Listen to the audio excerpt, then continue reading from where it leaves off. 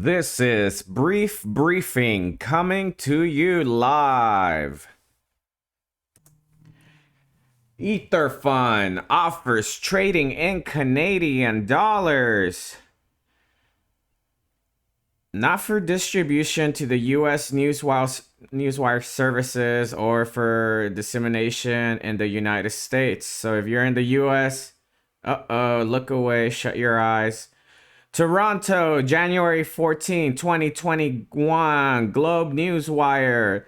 3iQ Corp is pleased to announce that the Class A units of the Ether Fund will commence trading in Canadian dollars on the Toronto Stock Exchange on Friday, January 15, 2021, under the symbol QETH.UN.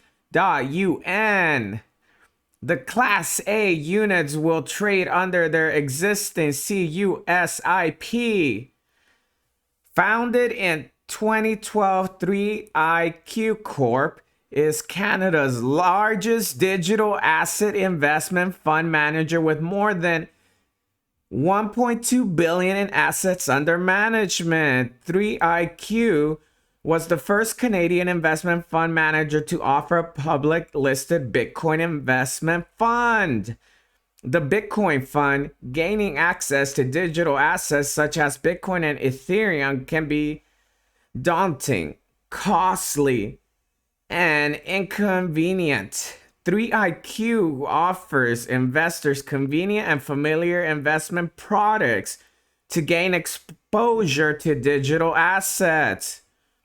For more information about 3iQ, the Bitcoin Fund, the Ether Fund, visit www.3iq.ca or follow us on Twitter at 3iQ Corp. Contact information if you're interested. I am not a financial advisor. Seek out professional advice. I am purely entertainment. You will usually pay brokerage fees at your dealer if you purchase or sell units of the fund at the Toronto Stock Exchange or other alternative Canadian trading systems. If the units are purchased or sold on an exchange, investors may pay more than the current net asset value when buying units of the fund and may receive less than the current net asset value when selling them. Miami mayor keen to invest city's treasury reserves in Bitcoin. This is brought to you by Crypto Briefing. Mayor Suarez is considering putting some of its city treasury reserves into Bitcoin. He wants diversity, the city's investment portfolio, by investing in Bitcoin. Miami's mayor, Francis Suarez, is considering allocating a portion of the city's treasury reserves into Bitcoin. He wants to turn Miami into the country's friendliest crypto city. Miami's mayor warms to Bitcoin. In an interview with Fox Business, the mayor of Miami, Francis Suarez, said, "If I would have bought Bitcoin last year, I would have made 200+%. I would have looked like a genius." He believes that as Bitcoin becomes more mainstream and due to its limited supply, the price of BTC, the leading cryptocurrency in the world by market capitalization, will only go up. The mayor added that he is exploring how to let Miami citizens pay local taxes and fees in Bitcoin. The move would turn Miami into the most crypto-forward technological cities in the country, he said. Suarez is looking to jurisdictions that have made a similar move, including Wyoming, a state which has become something of a crypto haven for blockchain businesses. It's already home to Kraken's crypto bank as well as Avanti's offering. Yearn finance is 700x scarcer than Bitcoin. Crypto analysis. The supply of Yearn finance is 700 times lower than that of Bitcoin. Like Bitcoin, Wi-Fi is valued at the 330K area with the current value 32,300. The project has lately merged or partnered with several DeFi projects. Yearn Finance is a DeFi project to watch moving forward. The digital asset of Yearn Finance is scarcer than Bitcoin. This fact was observed and highlighted by crypto and DeFi enthusiast Andre Kong, who pointed it out via the following statement and infographic. Daily reminder that Bitcoin is scarce, but Wi-Fi is 700 times scarcer. Here he has a picture that he drew.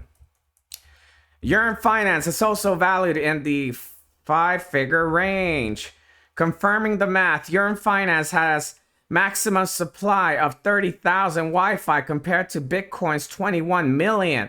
Therefore, Wi-Fi is very much scarcer than Bitcoin by a factor of 700. This calculation is done on the assumption that there are no Bitcoins that have been lost. At the time of writing, Yearn Finance currently trading at 32,400, which is approximately 6K less than Bitcoin's current value of 36,300. However, Yearn Finance has an all-time high value of 43,678. That is higher than Bitcoin at 42K. Yearn Finance merges or collaborates with several DeFi projects. In terms of development, the team at Yearn Finance has announced several mergers or collaborations with other DeFi projects in the past 2 months. To begin with, Yearn and Pickle Finance announced collaboration that would allow both projects to work in symbiosis. Secondly, Yearn Finance and Cream developers teamed up to launch Cream version 2. The latter platform is focused on lending and leverage products. Thirdly, Yearn and Cover joined forces to help optimize, enhance, and amplify the work that is already underway. Fourthly, Yearn Finance and Acropolis team up to utilize each other's strength, with Acropolis being at the forefront of institutional investors. Lastly, Yearn Finance and Uniswap announced a merger that would also utilize the strengths of both projects. Yearn Finance and Wi-Fi should keep thriving. Summing it up, Yearn Finance is one of DeFi projects that watch weeks and months to follow based on the growth of the project and the popularity of DeFi. Furthermore, as I identified by Andrew Kong, Wi-Fi being scarcer than Bitcoin by a factor of 700 might pique the interest of investors and traders who have identified the upward potential of the supply and demand dynamics of the token.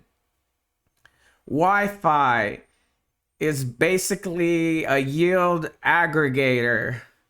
You lend out your Wi-Fi to the protocol. It then it basically is like a personal shopper of yield, and it goes throughout the virtual world and seeks out the best yields for you. Uniswap now has more than 3 billion in liquidity. Uniswap liquidity is surging. At press time, the decentralized exchange had 3.18 billion of liquidity.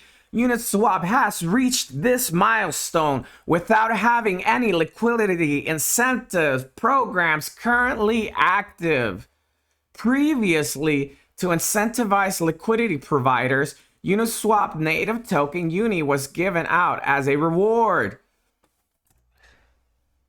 This meant that LPs who provided liquidity to various pools had two distinct sources of income. Firstly, the 0.3 fees generated from the pools, and secondly, the Uni tokens that were awarded to them. However, Uniswap's liquidity incentives ended on November 17, 2020.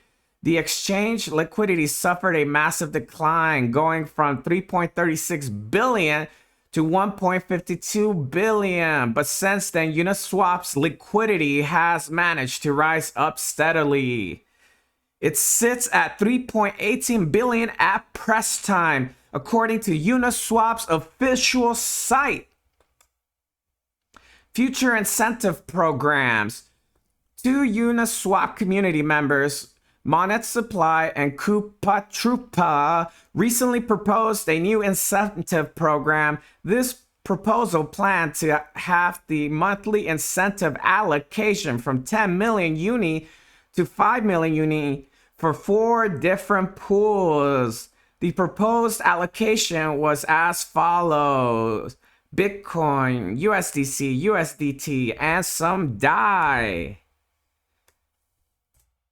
Yeah, it'll be very hard for them to get that proposal through, since if when liquidity is incentives are provided, it tends to, crash the price of any coin that's providing liquidity. So let's see what happens. Elon Musk is starting to truly understand Bitcoin.